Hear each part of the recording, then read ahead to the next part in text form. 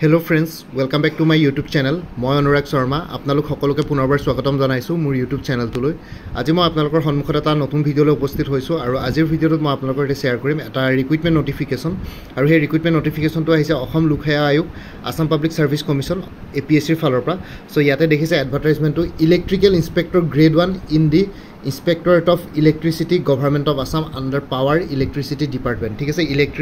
electrical inspector post ওলাইছে এটো এটা class 1 grade 1 gazetted officer post হয় কিন্তু পোষ্ট মাত্ৰ দুটাই আছে ইয়াতে ওপেন ক্যাটেগৰীত এটা আৰু শিডিউল কাষ্টৰ কাৰণে ৰিজাৰ্ভ আছে এটা বাকি অন্য যোনবিলাক ক্যাটেগৰী আছে ST plains ST hills OBC MOBC তেওঁলোকে যোনটো ওপেন ক্যাটেগৰী পোষ্ট আছে হেতুৰ কাৰণে কম্পিট কৰিব পাৰিব ইয়াতে pay scale plus grade pay plus আদাৰ এলাউন্সেস হল 30,000 to 1,10,000 grade pay 12,700 payment for এটা এটা ক্লাস 1 গেজেটেড পোষ্ট হয় ইয়াতে আপোনালোকৰ স্টাৰ্টিং ইন এন্ড স্যালাৰি अराउंड 60,000 কে বেছি হ'ব তাৰ পিছত এলিজিবিলিটি ক্ৰাইটেৰিয়া হ'ল ক্যান্ডিডেটজন ভাৰতীয় নাগৰিক ইণ্ডিয়ান সিটিজেন হ'ব লাগিব আৰু লগতে অসমৰ বা স্থায়ী বাসিন্দা হ'ব লাগিব মানে পাৰ্মানেন্ট ৰেসিডেন্ট অফ আসাম হ'ব লাগিব আৰু ডমিকেল প্ৰুফ হিচাপে ক্যান্ডিডেটজনে নিজৰ পাৰ্মানেন্ট ৰেসিডেন্সিয়েল সাৰ্টিফিকেট নহয় বা employment exchange registration certificate upload কৰিব লাগিব অনলাইন এপ্লিকেশন কৰোতে এডুকেশনাল কোৱালিফিকেশন বিচাৰিছে degree in electrical engineering or its equivalent from a recognized university or institution ঠিক আছে সো ইলেক্ট্ৰিকেল ইঞ্জিনিয়াৰিংৰ ডিগ্ৰী বিচাৰিছে কাৰোবাৰ যদি ইলেক্ট্ৰিকেল ইঞ্জিনিয়াৰিংৰ ডিগ্ৰী আছে তেতিয়ালে এপ্লাই কৰিব পাৰিব বা তেনেকুৱা ইকুইভ্যালেন্স যদি কিবা কোৱালিফিকেশন আছে এজ লিমিটটো হল মিনিমাম 21 বছৰ ম্যাক্সিমাম 38 বছৰ 38 ইয়াৰ্স এজৰ কাট অফ ডেটটো হল 1 জানুৱাৰী 2024 সো 1 জানুৱাৰী 2024 ত আপোনাৰ বয়স 21 ইয়াৰ্স বা তাতকে বেছি হ'ব লাগিব এদিন কম হলেও নহব আৰু হাইয়েস্ট 38 ইয়াৰ্স বা তাতকে বেছি হ'ব নালাগিব এজ ৰিলেক্সেশন আছে SC ST কাৰণে 5 ইয়াৰ্স ৰিলেক্সেশন আছে so upper age to 43 years OBC MOBC কাৰণে 3 ইয়াৰ্স ৰিলেক্সেশন আছে upper age limit to 41 years আৰু এক্স সাৰ্ভিসমেনৰ কাৰণে 50 ইয়াৰ্স আছে for unreserved category বাকি OBC MOBC কাৰণে 3 years extra আছে 53 years লকে আৰু SC ST কাৰণে 5 years আছে মানে 55 years লকে পৰীক্ষা দিব পাৰিব আৰু এজৰ proof হিচাপে এজ proof হিচাপে ক্লাস 10 বা class 12 examination admit card pass certificate বা মাৰ্কশিট য'ত ডেট অফ বাৰ্থ বা এজৰ কথা উল্লেখ আছে মানে তাতে ক্লিয়াৰলি মেনশন আছে তেনেকুৱা ধৰণৰ ডকুমেন্টে এজ proof হিচাপে একসেপ্ট কৰিব তাতকে বেলেগ ডকুমেন্ট একসেপ্ট নকৰে আপোনালোকে আপলোড কৰিব লাগিব আৰু গভৰ্ণমেন্ট এমপ্লয়িজ সকলে নো অবজেকশন সাৰ্টিফিকেট লাগিব বা কম্পিটেন্ট অথৰিটিৰ পৰা তেওঁলোকৰ সাৰ্টিফিকেট এখন কৰিব লাগিব এগেইনষ্ট এপ্লাইড পোষ্ট সো হেখিনি বস্তু তেওঁলোকে এপ্লাই কৰিব লাগিব ফৰ গভৰ্ণমেন্ট এমপ্লয়িজ আৰু স্মল ফেমিলি নৰ্ম সাৰ্টিফিকেট এখন আপলোড কৰিব লাগিব হেখন APSC ৰ অফিচিয়েল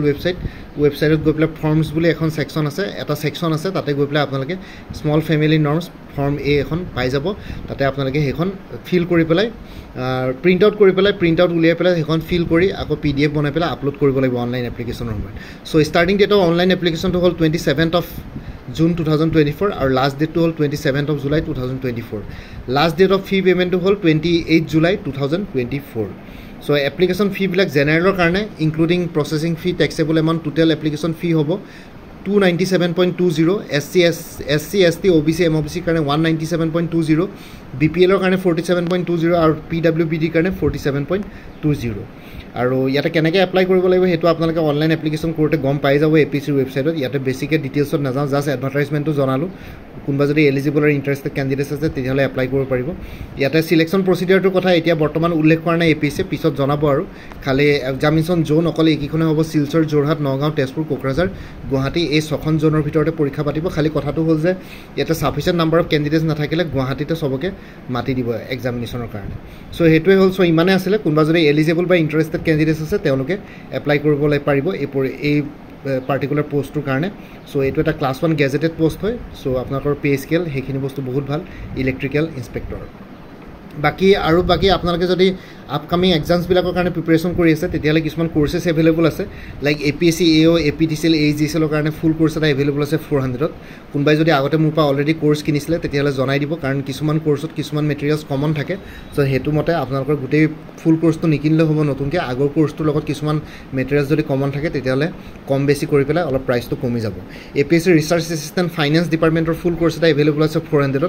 APSC CC প্ৰিলিমিনাৰী 2024-25 2025 ফুল কোৰ্স এটা এভেইলেবল আছে 400 আসাম কোঅপাৰেটিভ এপেক্স বেংকৰ এসিস্টেন্টৰ ফুল কোৰ্স এটা এভেইলেবল আছে 400 APSC CDPO child development project officer full course এটা এভেইলেবল আছে জেনাৰেল ইংলিছ আৰু জেনাৰেল নলেজৰ ওপৰত 300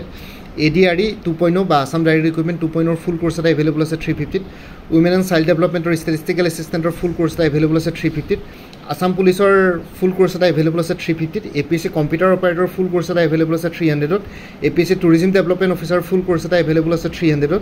APSC মটৰ ভেহিকল ইন্সপেক্টৰ ফুল কোৰ্স এটা এভেইলেবল আছে জেনাৰেল ষ্টাডিজ পেপাৰখনৰ ওপৰত 400 আৰু আপডেটেড কাৰেণ্ট এফেয়াৰ্স আপোনালোকে প্ৰত্যেক মাহে পাই থাকিব লাইফ টাইমৰ কাৰণে জাস্ট আপোনালোকে হোৱাটছএপতে এটা মোক ৰিমাইণ্ডাৰ মেছেজ দিলে হ'ল প্ৰত্যেক মাহৰ ষ্টাৰ্টিঙতে কাৰণ এতিয়া